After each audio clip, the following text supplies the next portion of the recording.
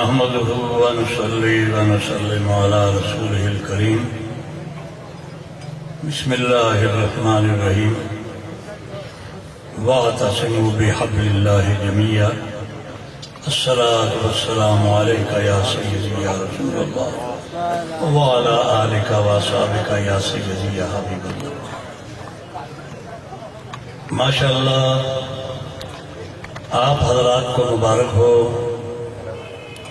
کہ معمول کے مطابق امسال بھی بے شمار مشکلات مقامی حالات کی خرابی کے باوجود آپ حضرات نے اپنے عشق پیار اور محبت کا بازار سجایا اور ہمیشہ کی طرح اہل بیت اطہار کے حضور وینتم پاک کے حضور اور شہدائے کربلا کے حضور خراج تحسین پیش کرنے کے لیے آپ نے اپنے آپ کو وقف کیا، اپنا جانی مالی ایثار پیش کیا اور دور و نزدیک سے آپ تشریف لائے.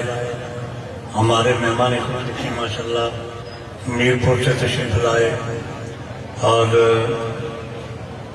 یہ دن علماء کے لیے، واعظین کے لیے، مبلغین کے لیے بڑا مصروف ترین وقت ہوتا ہے.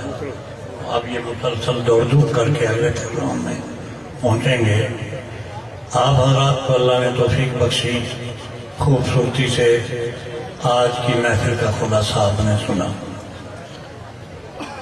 خطبہ صدارت کے نام سے گھبرائیں نہیں، ہم صدر بھی نہیں، آپ کے خادم ہیں اور صرف حاضری لگانا مقصود ہے. اب انشاءاللہ رضی دعا ہوگی. صرف ایک پیغام جو میرے اور آپ کی سمجھ میں آنا چاہیے، ہم شہدائے کربلا کی شہادت کو سر کا تاج سمجھتے ہیں اور امام حسین رضی اللہ تعالی عنہ کی شہادت، آپ نے جو شہادت کا جام نوش فرمایا، یہ دین اسلام کی بقا اور عظمت کے لیے. ابھی آپ نے سنا سب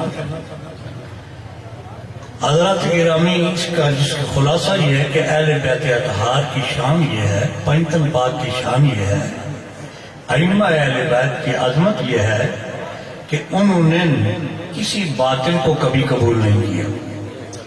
جس کو باطل سمجھا اس کو باطل ہی کہا اور سر کٹا دیا، لیکن ہاتھ اس کے ہاتھ میں نہیں دیا.